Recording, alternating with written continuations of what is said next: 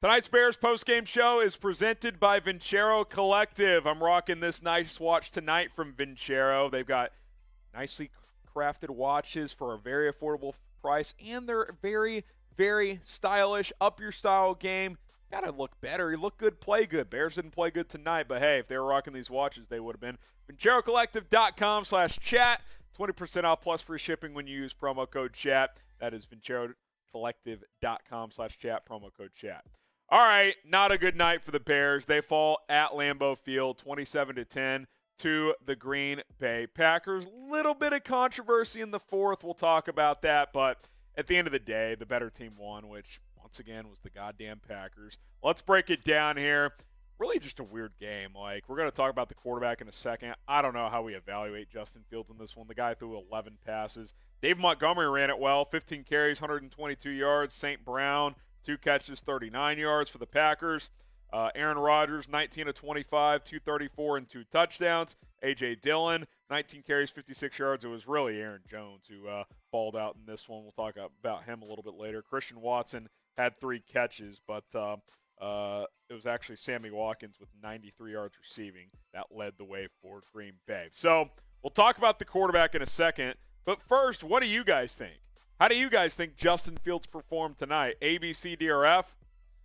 I don't know how to evaluate the quarterback. I guess it's a D or a D plus because he only threw it 11 times. I don't know. I thought he ran it pretty well. Get your grades in. It's one of those weird games. So he goes 7 of 11, 70 yards, threw a pick late in the fourth. Who cares? They were down 17 when that happened. Not a great pick, but at the end of the day, the game was out of reach. He's trying to make something happen. Bears on their first drive score to go up 7-3. Ran the ball well. Justin Fields ran one in for a touchdown. Everything was looking great.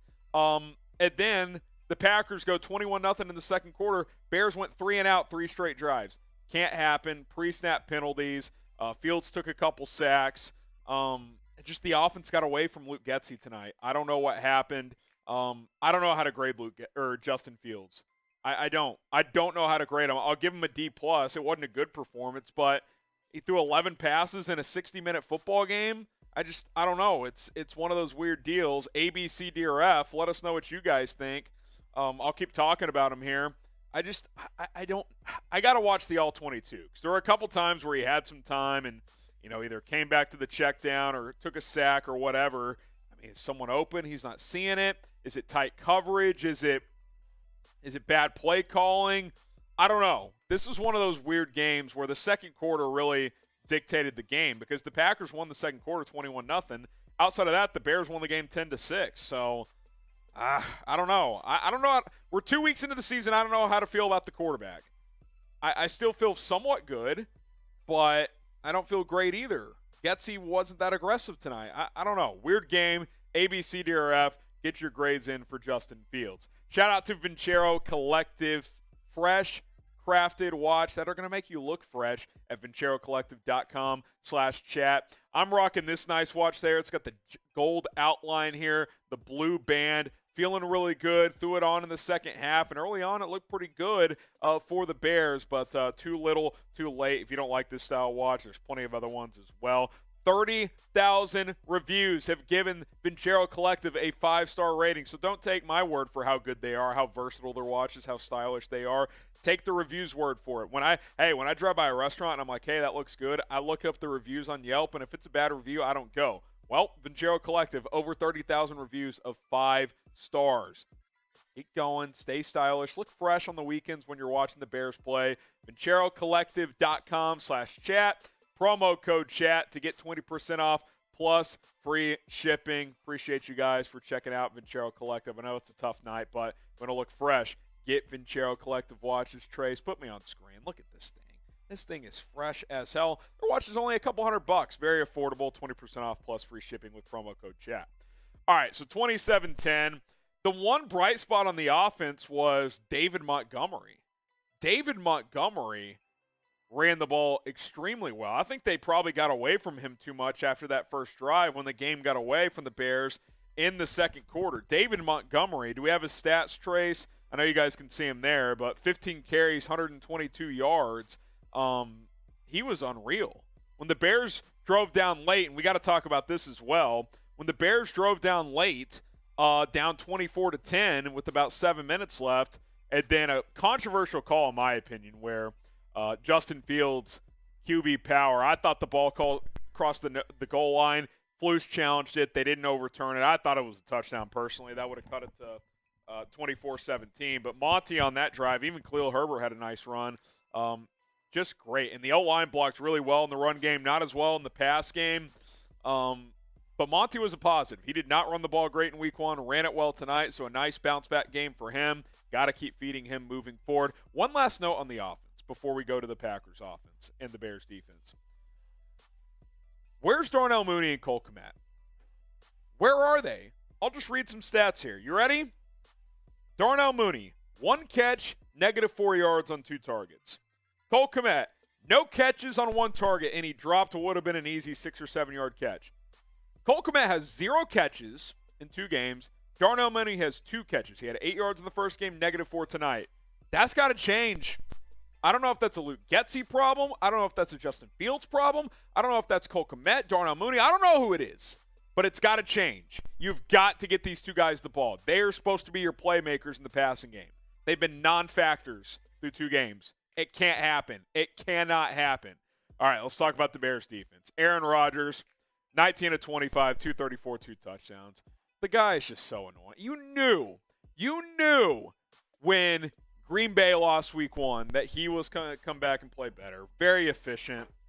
Picked on Kyler Gordon. Picked on Kendall Vilder. I don't know if he ever threw at Jalen Johnson. Teams aren't throwing at Jalen Johnson, but they're throwing at Vilder and Gordon.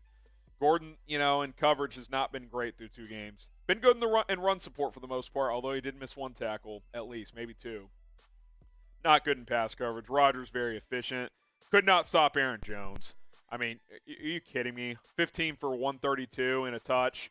That's no good. Now, I will give the Bears credit. In the second half, they held the Packers to 3 points. It was 24-7 at the half, 3-3 in the second half. I mean, honestly, only allowing 27 total in Green Bay, it's not bad. It really isn't. I think I said earlier this week, if you hold them to 25 or less, you have a chance. Nope, you only scored 10 points. Should have been 17.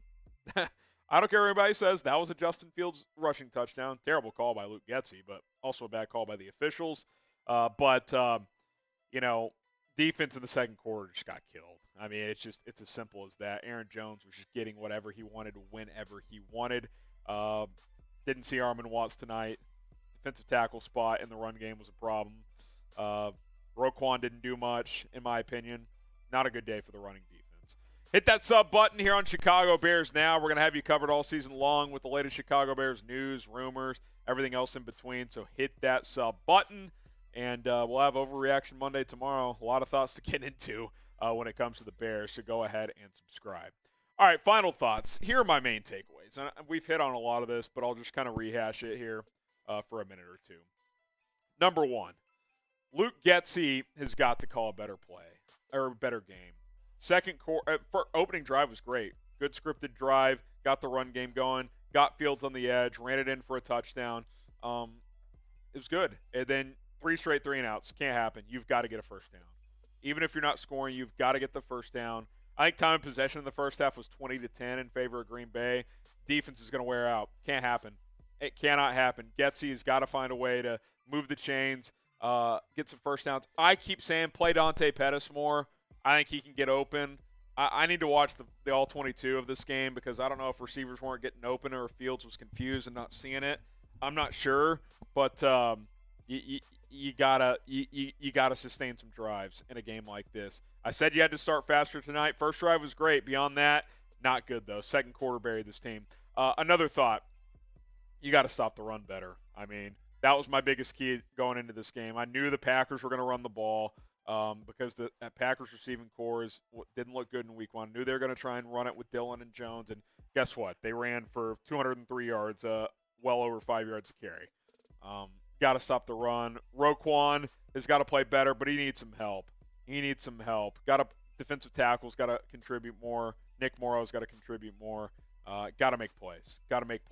And then number 3, we hit on this as well. Darnell Mooney, Cole Kmet, where are you at, man? I'm looking you guys in the eyes.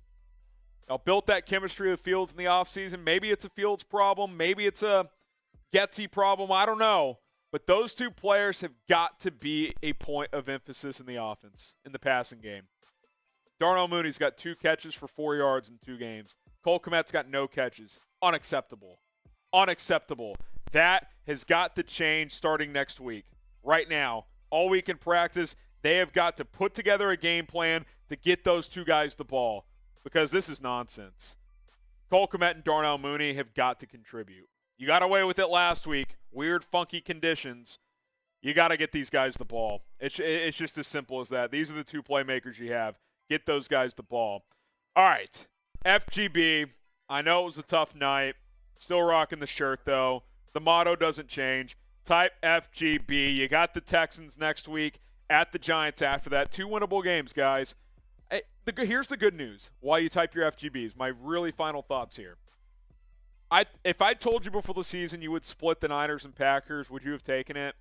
If you're saying no, you're lying. We all would have taken it. That's what I said. I said you split the first 2. Because then you got the Texans coming into town, then you go to the Giants. 2 winnable games. You need to win both, at least one, hopefully both. You split the first 2. You got it done. Tonight sucked. Got to go back to the drawing board. But, hey, FGB, you're 1-1. You're not buried. You don't want to start 0-2. Chances of making the playoffs are almost nil when you start 0-2. You're 1-1. Long football season ahead. Good learning opportunities. I still trust this coaching staff. 2 games in. You've beaten a playoff team. You've lost to a playoff team. Let's go. Type FGB in the comments. Overreaction Monday coming tomorrow here on Chicago Bears Now.